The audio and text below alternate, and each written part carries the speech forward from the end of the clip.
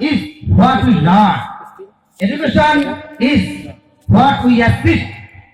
So, students, I request all the students.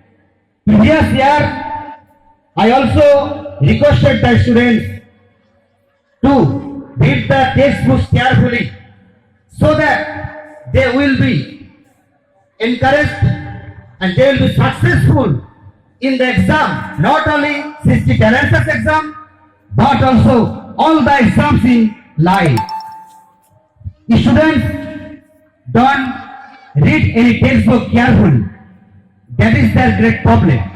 That is why previous year I requested the students to concentrate on their textbooks. They should not depend on notes. So this year I also request them to read the textbook carefully. There is no option other than textbook.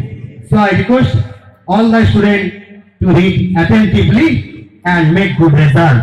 I wish you all the best. I also like to thank again all the people presented here, and my special thanks to all the persons presented on this stage. That is my words. So thank you very much to be present or being with us. Thank you.